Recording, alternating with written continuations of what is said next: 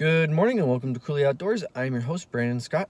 Today is going to be another solo adventuro. It is a Friday. It is one of Nash's Fridays off, but he has other things he needs to do at home. I'm pretty sure him and his father are staining the deck or something of that nature. So he's not available to join me today. So today's solo adventures, I'm going to be taking the Pratt Lake Trail all the way to Pratt Lake.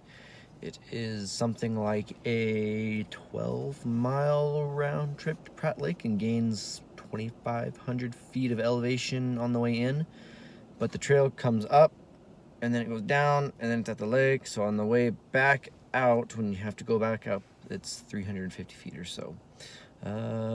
This is a trail along the I-90 corridor along Snoqualmie Pass. You might be able to hear the highway traffic. The parking lot is literally less than 100 yards away from the highway right-of-way.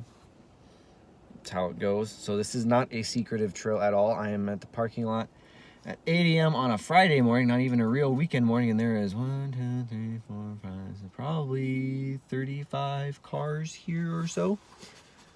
But this isn't the only destination for this trailhead. This trail goes up, and you can go to Granite Mountain, you can go to Pratt Lake, you can go to Tlapas Lake, you can go to Olali Lake. There's a whole bunch of different options. So most people are here for either Pratt Lake or more likely Granite Mountain, which is going to be a trail I'm going to do later.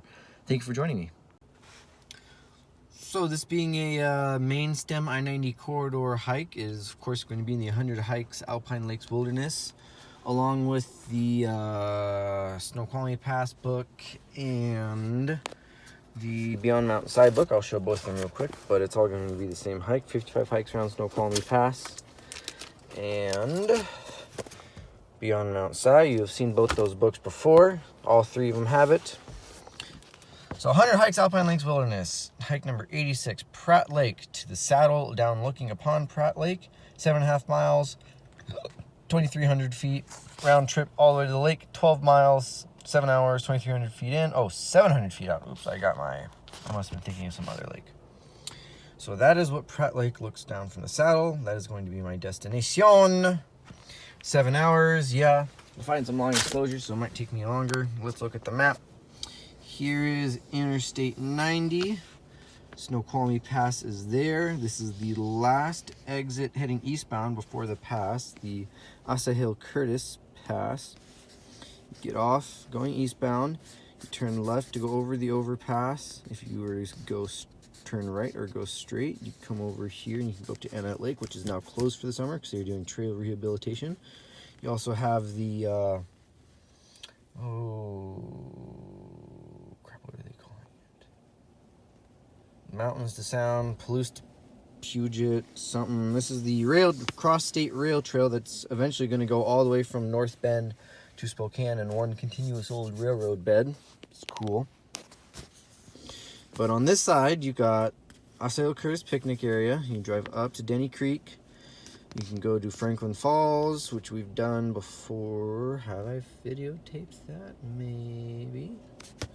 If I have, I'll put that there.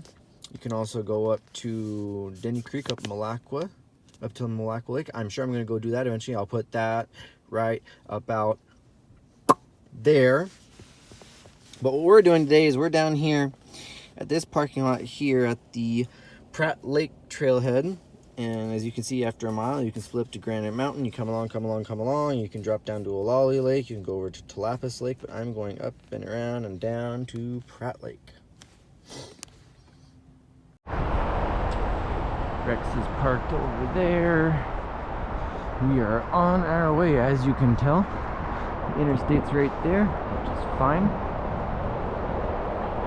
So it is 0.85 miles to the wilderness boundary according to the map. 1.2 miles to the intersection with the Granite Mountain Lookout. Another 2 miles after that to use brain to the cutoff to where you can go down to Olali and Tlapas Lakes. Another mile after that is the saddle, and then another mile and a half after that is the next intersection at the outlet of Pratt Lake. So away we shall go. You'll be seeing a lot of the same geology as most of the other videos in this region. I'm talking about any of the hikes I do in the middle of Fork Snoqualmie. Most of them are Snoqualmie batholith. And what is that right there? Some Snoqualmie batholith. Of course, you're right next to Snoqualmie Pass. This is the last exit before you get to the top of the pass in another 5 miles. It's all going to be Snoqualmie batholith. 2,300 feet in 3-ish miles, 3.5 miles. Whew. Can be a bit of a hump. Oh well. That's what, almost 1,000 feet per mile. Let's get. But of course, a cajillion people use this trail, so it's going to be rough in sections, but it's also well taken care of. Morning. How you doing today? Doing good. Yourself? Well, going downhill. It's good. Yeah.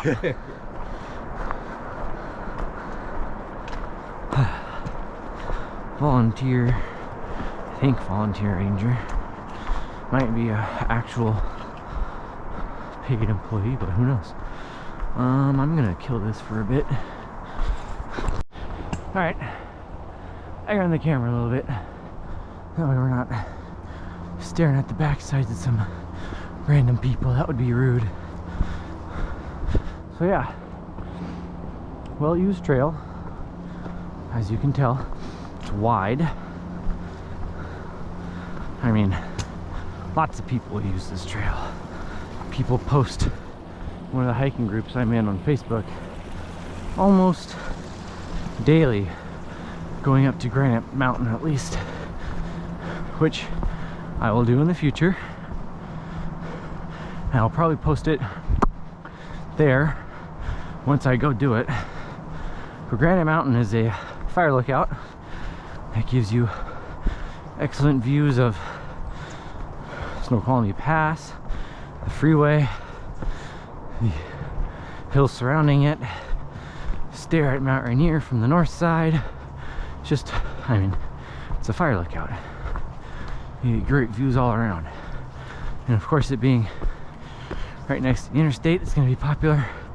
And Granite Mountain is something like a 9-mile round trip, and it gains almost 4,000 feet, so it's a real up hike. But that also makes it popular because people want to test themselves. So I'll be doing that in the future, but that's where a lot of this traffic goes, because a 12-mile hike to a lake, yeah, it's doable. But when you've got options to go to Talapas and Olali lakes, especially from their own trailhead, another exit down, where it's only a 4-mile round trip to those lakes, there'll be a lot more people doing that. So theoretically, once I pass the Granite Mountain junction, there'll be a lot less traffic, which I'm fine with. But yeah, I'm not going to be alone today. That's for sure. Well, 0.85 miles in, we've reached the boundary. Oh. Luckily, the grade lessens when we get to the Granite Mountain intersection. Because boy, this is tough. Alright, we're climbing at about 1,000 feet a mile. Just under, probably 800 feet a mile. And it's tough, especially since I have stuff in my pack most people wouldn't, like the rest of my camera gear and fly fishing gear. So that adds a good 5 or 10 pounds to the weight of my pack, and you really feel it on these grades. But oh well.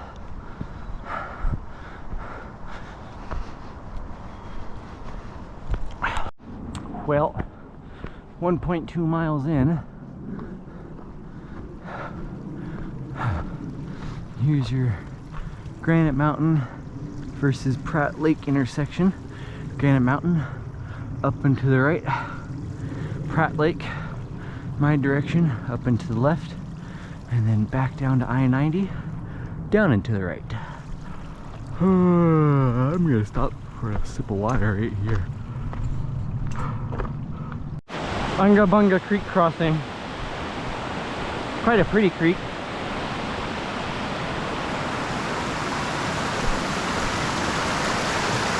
Ugh, that's not.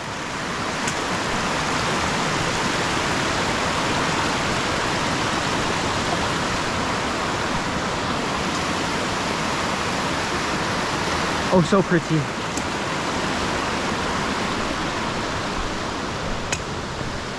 Yeah.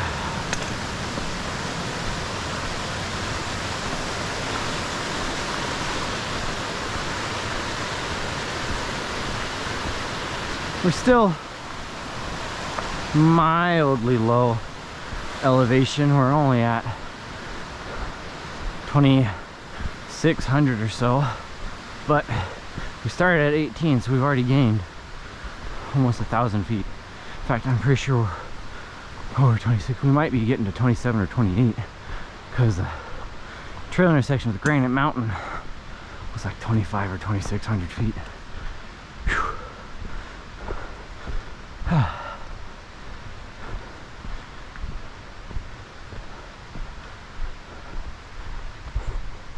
Thimbleberries are pretty much all done blooming. Little huckleberries done blooming, starting to berry up. But this little stream here is absolutely gorgeous. Not big enough to be a real actual waterfall, but just the stair steppage is super pretty. Going over the chunks of bedrock. Super duper pretty.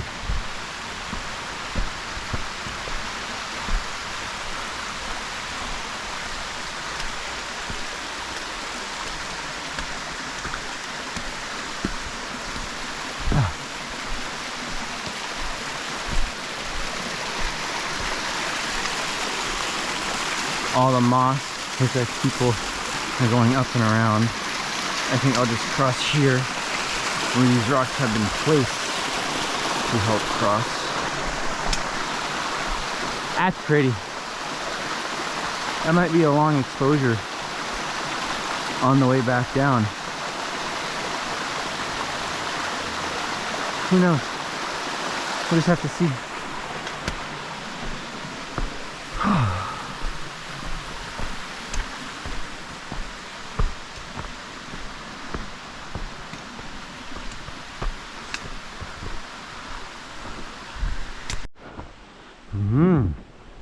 Some boardwalk action going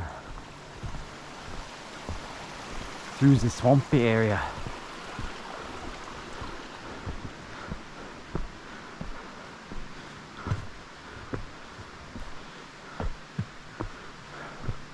Ooh, this could use a little work.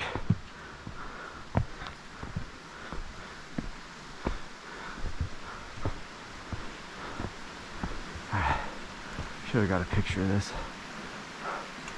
I guess let's stop and do that now. Yeah.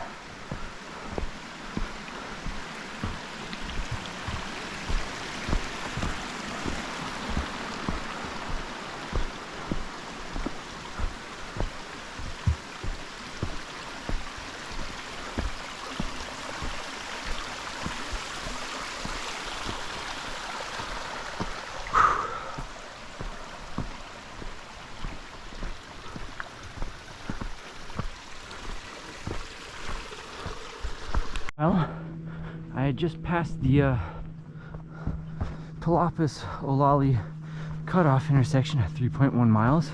Didn't stop to take a picture of the signage because you might be able to see there's a whole group of,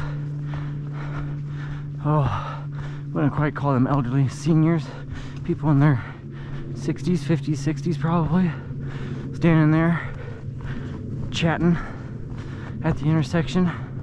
So I just had to cruise on by, but 3 miles in, 3 miles to go, and it's 9:50, so it's probably been an hour and a half. Whew. Which means I'm still doing a 2-mile pace, so probably find my point at the lake I want to hang out at somewhere between 11:30 and noon. Supposedly the trail starts getting exciting in terms of views.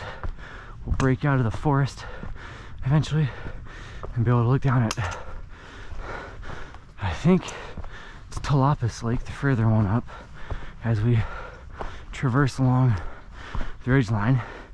And then we make it to the saddle where the book says most day hikers should turn around. We'll be able to get views down at the lake even better, one direction, the other direction down at our destination of Pratt Lake, and then also pretty good views south to Rainier. But at least for heading towards the lake, I think it's going to be a little too cloudy to see Rainier. Hopefully we'll be able to see the lakes, but not Rainier, at least not on the way in. On the way back out, maybe, because again, it's Seattle mountain weather, cloudy, maybe froggy in the morning, but by the end of the day it gets nice. We didn't really have a system roll through, just the marine air got control again, started winning, and dropped our temperature back down for yesterday afternoon, today, and tomorrow. So it's only going to be partly cloudy and low to mid 70s. Then we're getting a big boy heat wave next week. They're saying 96 and 97 Wednesday, Thursday, Friday of next week. Absolutely gross. So enjoy the coolness while I can. Look, Snoqualmie batholith. Pretty. So now I've got something like a mile or so till I get to the saddle and the trail intersection that goes towards Mount Defiance and Mason Lake. I think I'm gonna stop for another drink of water.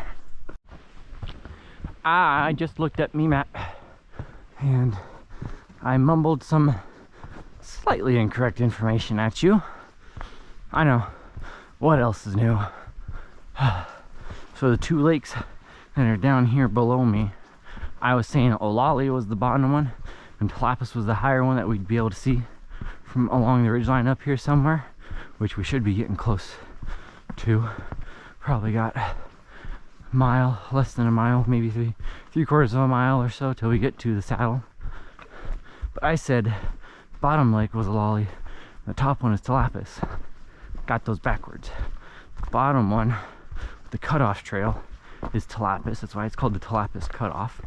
And the top one we should see is Olali. Of course, on the other side still is Pratt, and ooh, the sunshine is trying to come out. As you can tell, the forest has changed a bit since when we first started. We're no longer at 1,800 feet. We've gained 2,000 feet. We're sitting somewhere around 3,800 feet. We are officially in the montane, working on getting into the subalpine zone. So our forest is changing a bit. It's gonna get more open and the sun is trying to come out. But yeah, Alpine Lakes wilderness regulations. The big one is no burning wood for fires above 4,000 feet. So obviously, alpine zone, it's covered in snow most of the year. Trees take a long time to grow. And they don't grow very fast when they do grow. So you start using up all the wood, pretty soon it's not going to be much alpine forest anymore. Other than that, it looks like we might be getting a break in the trees over there. We get to see Olali Lake. Other than that, next stop is going to be the saddle and hopefully some views of some lakes. Well, after searching for it all summer, it appears I am oh great, yeah, that's gross.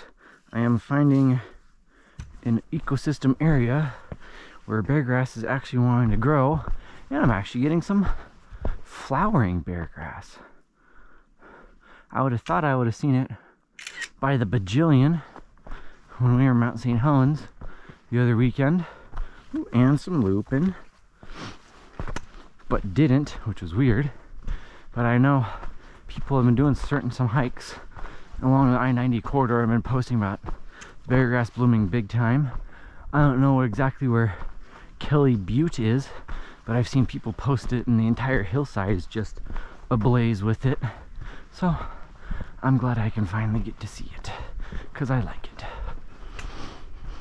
And it looks like we're gonna actually get an opening, and boom, get to see Olali Lake. Froggy, but that's fine. Froggy instead of hot is okay with me. Get a picture of Olali Lake. Get a picture of the ridgeline opening up with all the bear grass. And screw it, I'll let it run. We're getting up into it now. The forest is breaking. Oh, there might even be a pike in here.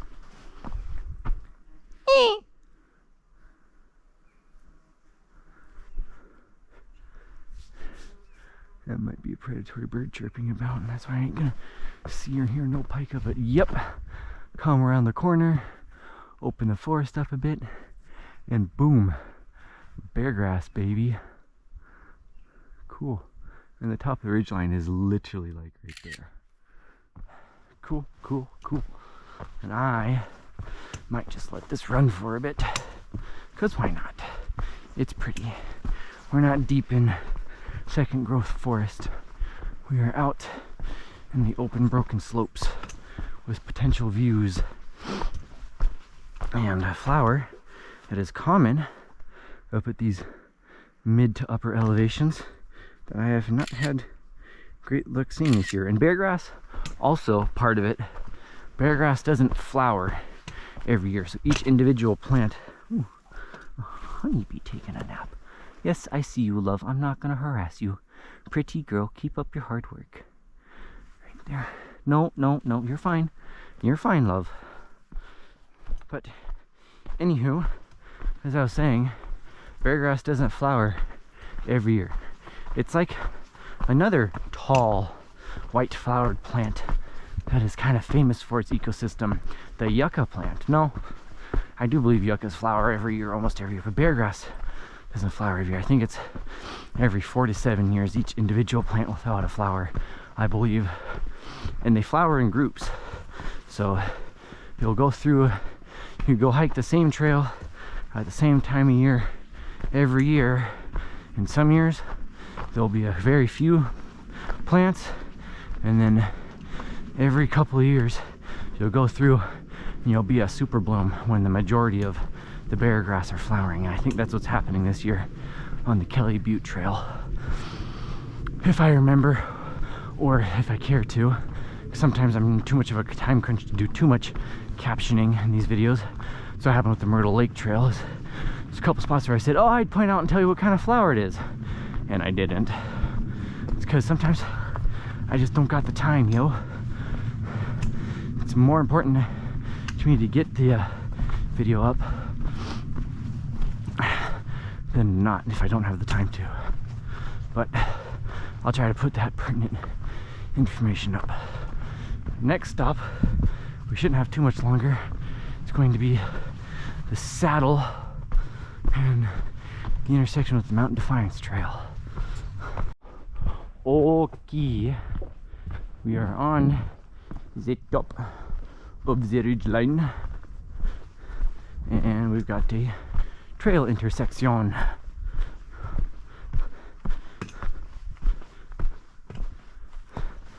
Island Lake to the left, Mount Defiance to the left, Pratt Lake to the right, Malacqua Lake to the right. Eventually, I will be going to Malacqua Lake, but not from this direction. There is a direct approach. from a different trailhead. That is also one of the more popular trails to do. But Malacca Lake from this direction, you see a lot less people, especially after you pass Pratt Lake. It becomes a lot more wild. So that's like a overnight, multi-night backpack type deal. And we swap over onto the other side of the ridgeline, and we're in the Frog now. Supposedly there's a good view of Pratt Lake. I mean, even the book showed it from somewhere along this trail up near the saddle. I don't think we're going to get that view at the moment because it's kind of too foggy. But I will take the fog. More moody fogness. I mean, yeah, it's only like 60 or 65 and foggy, but it could be 80 and sunny and be hot as balls. And it's 10:20. Took me about 2 hours to go that, whatever it is, 4 miles or so. And that saddle there is supposed to be the ideal turnaround spot for day hikers.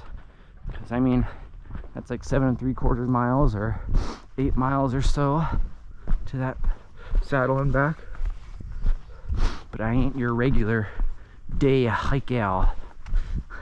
I am the zoom boy, and I will go down the trail and put in the miles. This is gonna probably suck coming back up, because I bet by the time I come back up, the sun's gonna come out, and this is gonna be poopy to come back up.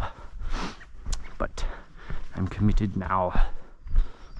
So yeah, 10:20. Probably taking me 2 hours to go that 4-ish miles. So head down. So it's 2 miles. It says it's a 12-mile round trip hike to Pratt Lake, but that is to the intersection past the head of Pratt Lake, where you go one way to Malacca and Tushikushi Lake or lakes or whatever, and the other way is to a different trail. But I may go all the way to the intersection. I may just find me a spot along the lake to hang out. Although conversely, the trail isn't really alongside the lake until you get to the head of the lake. So who knows? We might be going the entire 12 miles to that intersection. And knowing me, I probably will, for completionist's sake. This is pretty. Yes, if I could see the lake, it'd be cool too, but I'm gonna be lakeside anyway, so might as well enjoy the fog while I can before it gets hot. That way I can think cool, foggy thoughts later in the week when it's 95 and I'm at work. I suppose I might as well let this run, but of course a stupid goddamn jet plane is flying over as soon as I decide to hit the play button on the camera. Open rocky slopes interspersed with meltwater, classic montane terrain, birdsong in the background. No pikas yet, which is intriguing. I think I'm at high enough elevation to be at the lower extremity of the range, but I guess maybe not.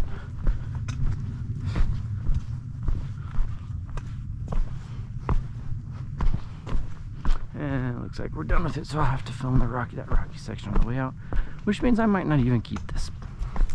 Coming into a nice open section, which I'm sure if there was no fog, you'd get pretty dang good views of Pratt Lake out yonder somewhere. But it is foggy, so well. Pretty flowers.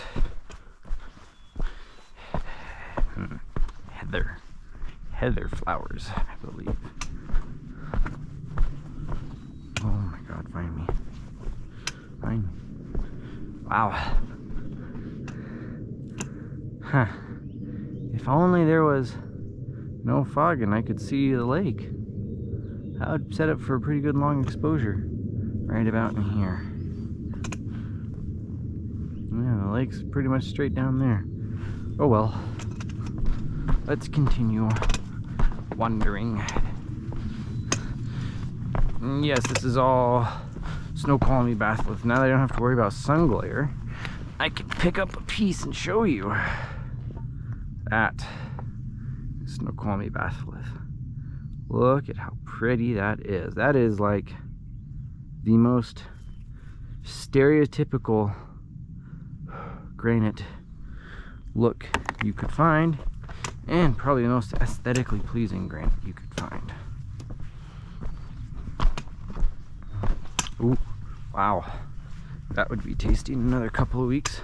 It's a whole butt ton of thimbleberry flowers. Man, I wish you could see the lake.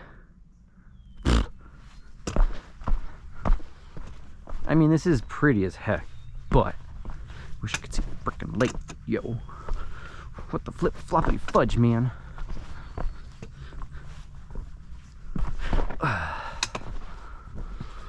Let's not bust an ankle on this, shall we? Ooh, chippy. That's a regular chippy. That's not a pike. I was hoping to hear a pike.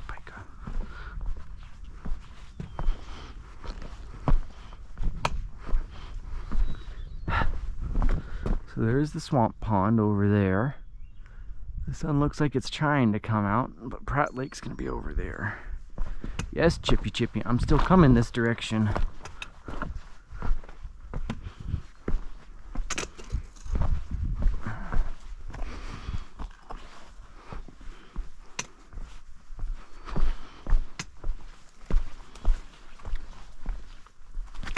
Ooh, whole bunch of bleeding hearts.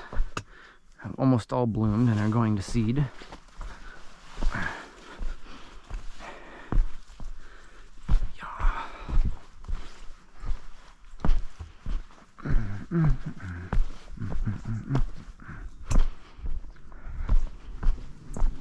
Chirpy birdie.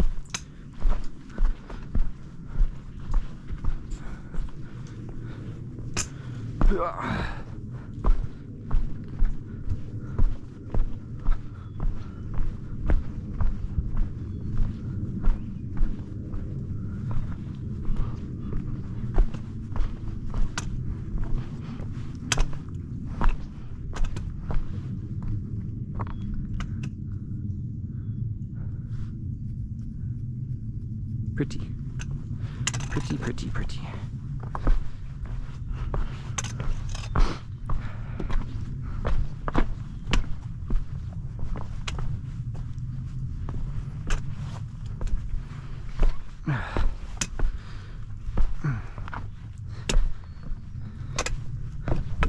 Bit technical, this part, so if you're not the most sure-footed person, you may or may not be able to make it all the way down to Pratt Lake, because this is quite a long rock section. But if you want to challenge yourself, go for it. Looks like the fog is trying to lift.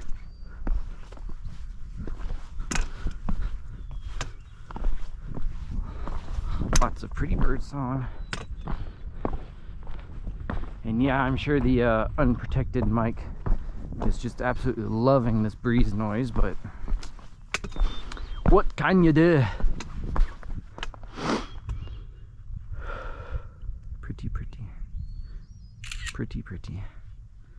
Pretty. Looks like not much longer and then we'll be out of this rocky section and back into the forest for a bit. Because I know the trail goes along the eastern shore of Pratt Lake, but a ways above Pratt Lake, because it's like this along Pratt Lake for most of it. So in order to get down to it, I'm gonna have to go down slope on this stuff, which I'm fine with. I'm used to it. I do it, but we'll see. Aha, switchback. We are switchbacking over there and hitting somewhere down in there. I thought so.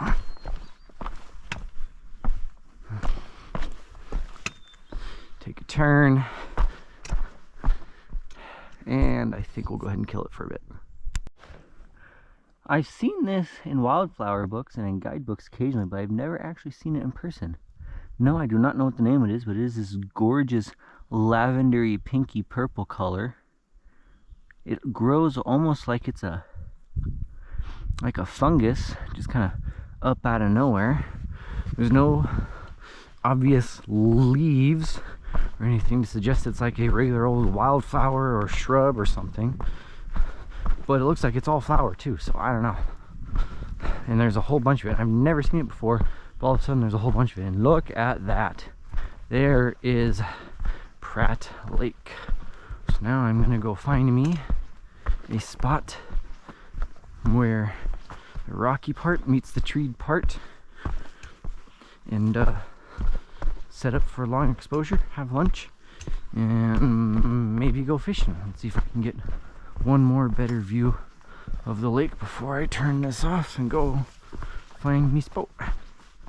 And you can see the trail stays a ways above the lake, so I think I'm gonna go almost all the way down to the other end of the lake, go find me a spot on the rocks and go fishing. Might go all the way down to the outlet of the lake. I don't know yet. This is a pretty good spot. This might do for a long exposure on the way out too. But, you know, if the sun comes out, there's a lot of good spots for long exposures. So let's go find us a spoot. Well, it took some doing, because for some bizarre reason they decided to cut the trail super duper far away from the lake shore, even though there's plenty of bare rocky shoreline along the lake to give access points, but they cut it way away from the lake, so I had to go bushwhacking to get down to it. But I have found me a spot where I can sit on some rocks at the lake, set up a long exposure, and eventually, I've already seen a couple of fish jump, get out onto those rocks with my fly pole and fish that drop off and hopefully catch some fish. So I think I will set up my long exposure here, looking that direction up the lake. The saddle we came down is there, and we came across over to there and wiggle around. You can kind of see the trail up there, but look how high that is up there. It's like, drop it down to within 30 feet of the shoreline so people can access the lake shore, because there's plenty of open rock to access the lake over there. And I don't know, that just doesn't seem smart to me. There's one spot to access the lake right at the outlet there, and there's a family group of about 5 people, a couple adults and a bunch of kids, 5 or 6 people. They're already fishing there. And then there's a couple of campsites down by the creek, but other than that, there's no access to the lake, which doesn't make sense. It's a 12-mile hike to a big lake. This isn't a small lake. This is a pretty freaking large lake, pretty scenic lake, and they don't put in any access. It's like, yeah, it's not a lowland lake. It's going to take a while to regrow, but there are lakes along Highway 2 that you just get mauled by thousands of people. It's like, this one's not going to get seen by hundreds of people a day. You're going to get, at peak season, maybe a dozen, 2 dozen people in a weekend to come out here and see it. It's a long hike. We could have put the trail a little closer to the lake to give more spaced out access. But that's my rant. So now I'm going to shut up, set up for the long exposure, and eat lunch, and eventually go stand on those rocks and go fish.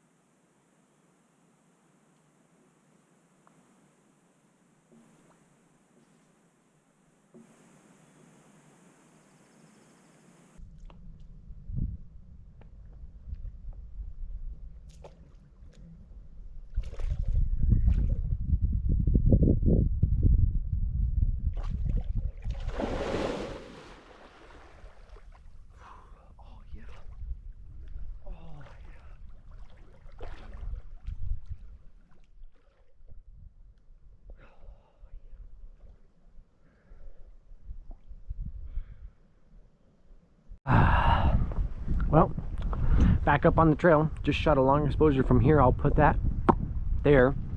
But down there next to the outlet is where I was hanging out for 3, almost 4 hours.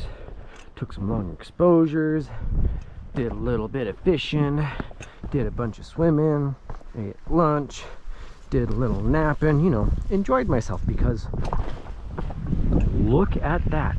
Why wouldn't you? But now, alas, it's time to boogie on up the trail and head back to Rex. There probably won't be a whole lot more video till the outro. I don't know. Pause and see how many more minutes left video is. But the only reason I can think of getting more video is when I get to some higher viewpoints, that open rocky area up there where that switchback is in the scree field. Probably take a little bit of video there, because it won't be foggy this time. It'll be clean. You can look down the lake. Other than that, I don't know. Look down at Olali Lake probably, and then give the little outro spiel when I get back near Rex. It is 3:55. Call it 4 o'clock. We're at the head of Pratt Lake, so it's not quite the 1.4 miles back up to the intersection with the Mount Defiance Island Lake trails. So we'll call it like a mile back to that intersection, and we'll say 5.25 miles back to Rex. See how long it takes us.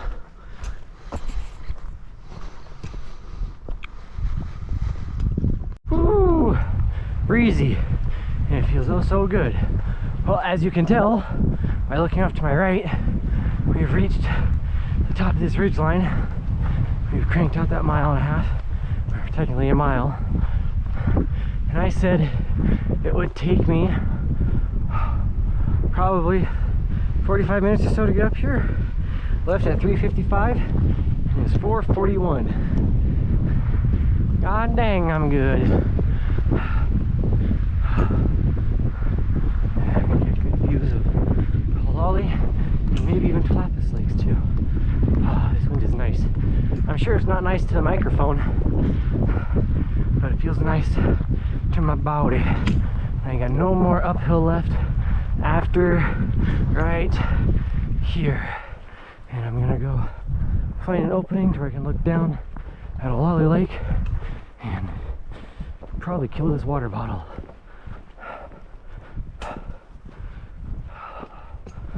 I think this is the spot I was thinking of. Got a rock to sit on.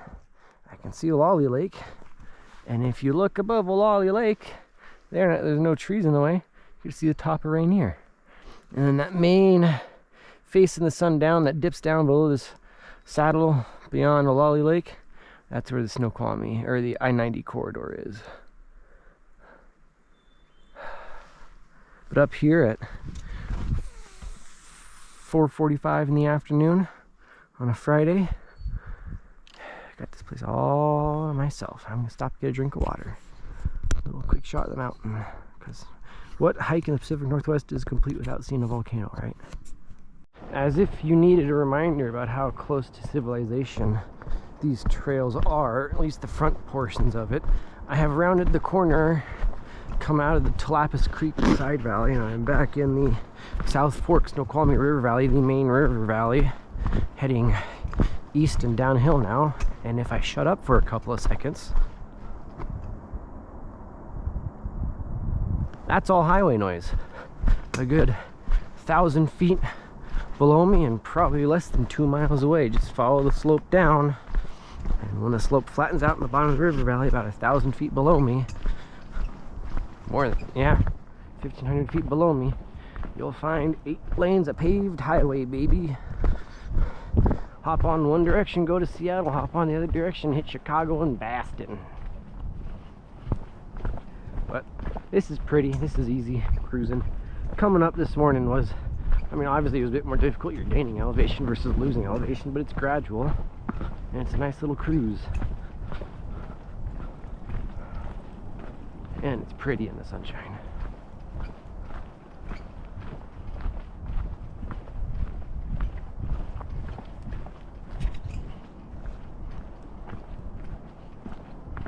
Alright, I think I'm going to shoot my outro now before I get too much closer to the Granite Mountain intersection and run into everybody else who's going up and or down the trail for Granite Mountain. What can I say? 12-mile round trip, 2,600 feet up, 700 feet back down, 700 feet up, 2,600 feet back down. It is just after 6 o'clock right now. I'm probably gonna get back to Rex around 6:30. So say I started 8:15 to 6:30. It's roughly 10 hours. The book says 7 hours, but you gotta factor in that I hung out at the lake for 4.5 hours, and I took almost an hour's worth of long exposures on the way back out also. So call that 5.5 hours. Take off 5.5 hours. Take off 5 hours, call it. And it's 5.5 hours for me to do this, which is pretty good considering the distance and the elevation gain. Nothing super difficult about the hike, except for the first portion before you get to the Granite Mountain intersection, from the trailhead to the Granite Mountain intersection. None of it's that incredibly steep, but the distance, the going up, the amount of up you have to go on that distance, the drop down, and then have to turn around and come back up, yeah, it adds up. Means it's out of reach for most people, but like the book says, you can go to the Saddle and then go down to Lapis and Olali Lakes if you want to afterwards, maybe. So yeah, give a like and a comment down below. It really helps the channel, even though, again, like I said last time, I don't have enough follower base to be getting consistent likes and comments from enough people for it to probably matter yet. Thank you, Nash's mom, for the comments you do leave. I do read them and appreciate them. But yeah, algorithm help. Again, I'm not trying to make a whole bunch of money off it. I mean, YouTube is so screwed up with its ads policy anyway, I'm probably never going to make money off it anyway. So, but just give a like and comment, let me know I'm doing good, or let me know what I'm not doing good and what I need to change, please, so that these videos are better for you. Go watch all the long exposures. There's gonna be like 7 videos in this series from Pratt Lake. I got a little happy with my filming, but you know what? It was a pretty dang cool spot. I will definitely come back to Pratt Lake, whether it's a day hike or a camp out or both, to at least bring Nash along so he can enjoy the lake and who knows what else, and go wander around to the other lakes in the area, because there's a bunch of lakes and a bunch of trails in the area to go wander around and go check out. The next series of videos, which I'm going to go film tomorrow, July 23rd, we're going to go up to south slope of Mount Baker and take the Park Butte / Baker Pass / more of its Meadow Trail. I don't know what it's officially called, but those are all things along that trail. Go up the railroad grade, maybe, hopefully, to look at the snout of the Easton Glacier and check out the trail portion of the Easton Glacier climbing route, which is supposed to be the easy route to climb Baker. We were originally this weekend, that's what we were going to actually go do, but other things got in the way, so I'm trying to make the best of this 3-day weekend I got off a while ago.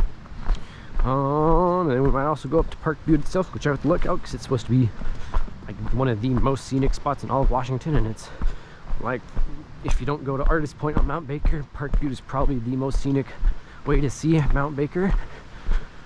And then after that, I honestly have not a foggiest clue. There's a big project coming in at work starting next week possibly, and it involves me being on a boat even more than I already am, which is kind of hard to wrap my head around because I'm on a boat for 60 hours a week already and get 1 day off a week maybe, so even more than that is, who knows. You may not see any more videos for a whole month until I go to Yellowstone. Hopefully not. But if so, I'll talk to you guys later. Have a good one. Stay safe. Leave no trace. Please do not feed the animals. Do not pet the fluffy cows if you see a fluffy cow. And have a good one. Ciao.